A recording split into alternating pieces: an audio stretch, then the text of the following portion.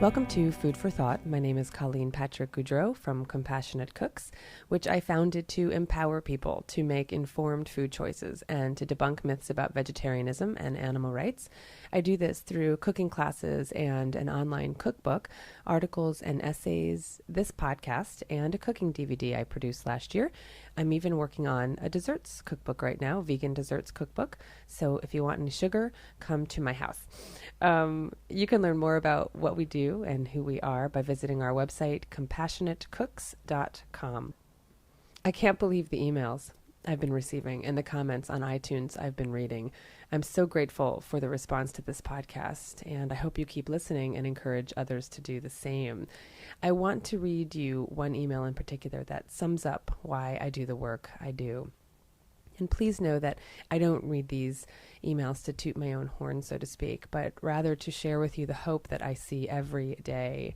Here goes. Dear Compassionate Cooks, I am a junior in high school and became a vegetarian about a year and a half ago. I thought I was doing well by not eating any meat, chicken, etc., but after listening to Colleen's amazing podcast, my entire viewpoint and outlook on eating and on life has changed. I am now a full vegan and love it beyond belief. I have a huge sense of worth, and I hope to help all animals now and in the future. I've always been a very healthy eater, but never fully realized what gratification being vegan provides. Wow. It is almost impossible to articulate the sense of clarity and peace you have once you become vegan and change the lens through which you see the world. Thank you, Samantha, for helping articulate that. If you'd like to drop me a line, you can do so at podcast@compassionatecooks.com, and feel free to offer suggestions for future shows. Today's topic was inspired by an email I received from someone who wants suggestions for transitioning from an animal-based diet to a compassionate, i.e. vegan diet. As you can imagine, that's a pretty broad topic. So here's the first of many in this series. Some people are afraid that their social lives will suffer when they eliminate meat and dairy from their diet.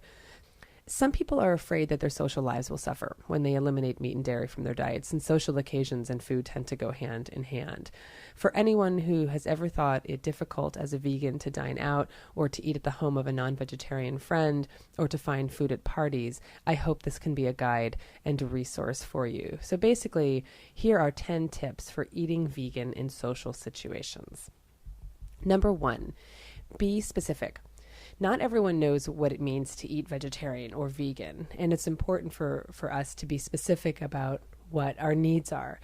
I know plenty of people who think chicken broth is acceptable for vegetarians to eat. They think as long as there are no chicken parts floating around in it, they think it's vegetarian.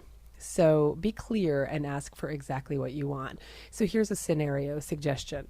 When eating out or when invited over to a friend's house for dinner, it's helpful to state specific foods. So you can say to your server, this menu looks wonderful. Thank you. Just to be clear, I'm vegan, so please tell me if I order anything with eggs or chicken broth or any kind of meat broth, cheese, milk, or cream. And that really takes care of any potential misunderstandings. And I've never had a waiter, a server, unwilling to accommodate me. So just be very specific about what your needs are. Number 2, be positive. Most likely, you made the choice to leave animals off your plate because it makes you feel good. It makes you feel good physically. It makes you feel good mentally, emotionally, spiritually. And like Samantha said, it's a very gratifying way to live.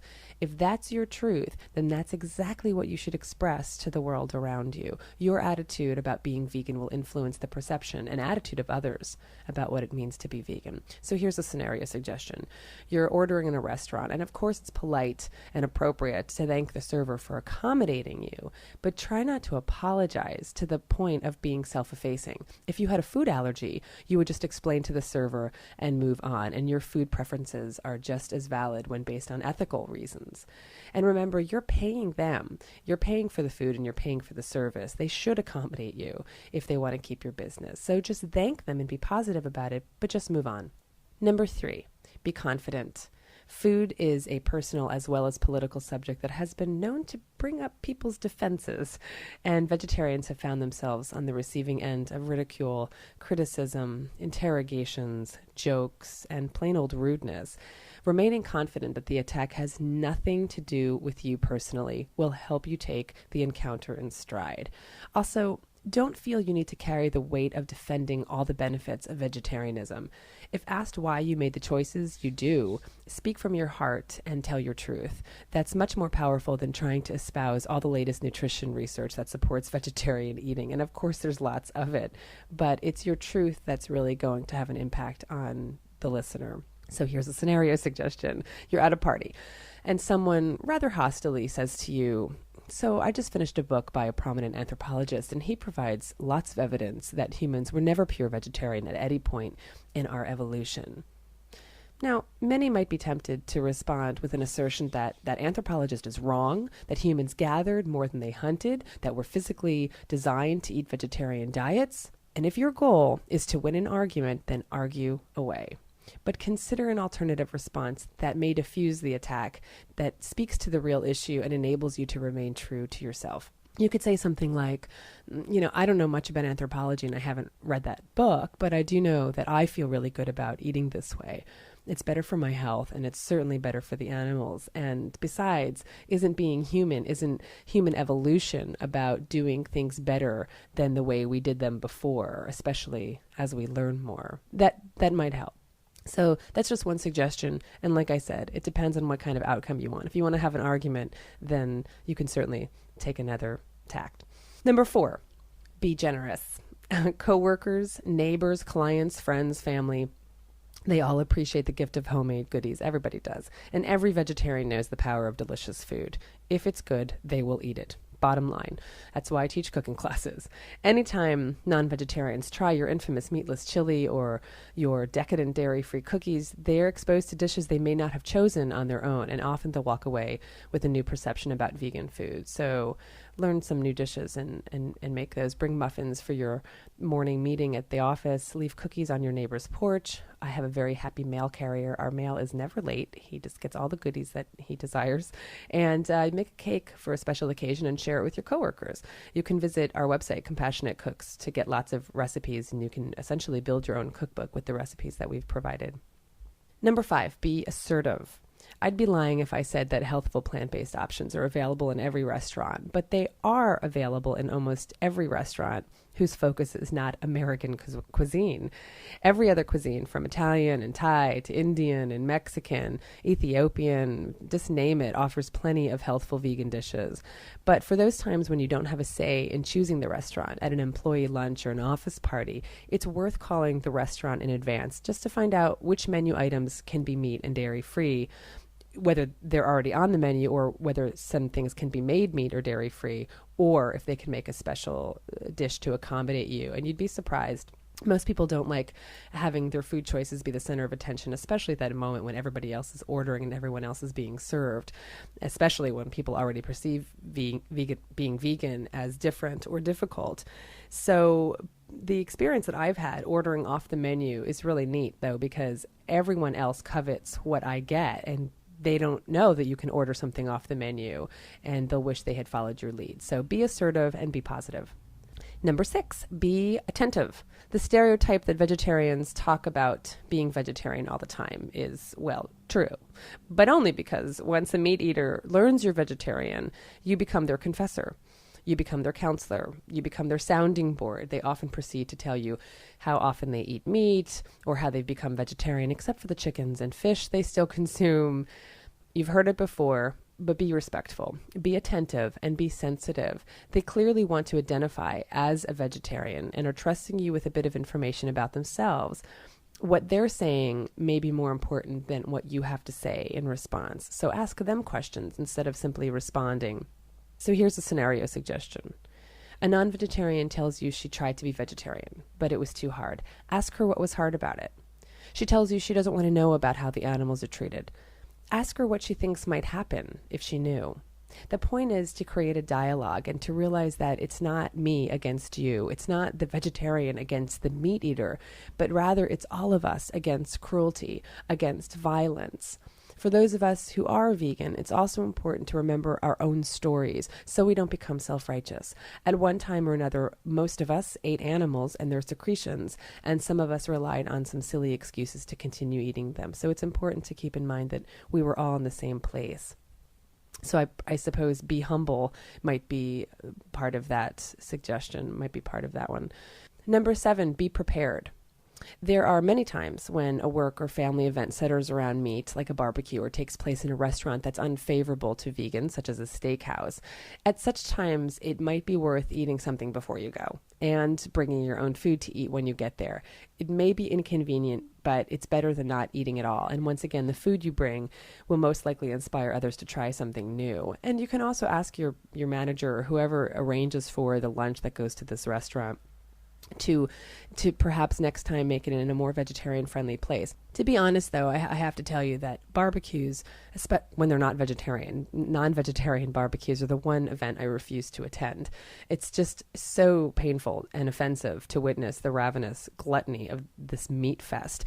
And I can't go, but I don't want to make it seem like being vegan isolates you from these things. I don't attend not because there isn't something for me to eat. There's always things for me to eat. But I don't go because I don't want to, and it's just too upsetting. So anyway, moving on. Number 8, be equipped. There are numerous occasions that offer the opportunity to bring a dish. Bringing your favorite vegan dish, like I said before, your favorite vegan lasagna or chocolate cake is a surefire way to ensure that you'll enjoy the fare, and it's a wonderful way to introduce people to delicious and nutritious food. So, scenario suggestion. If you're attending a dinner party where guests were not asked to bring a dish, you might want to call to find out if it's okay that you bring something so that you don't insult the host or hostess. Or better yet, ask the host or hostess if you can alleviate some of the cooking burden and bring one of the dishes. It also provides you at that moment an opportunity to clarify what you eat, which is what we talked about in number 1.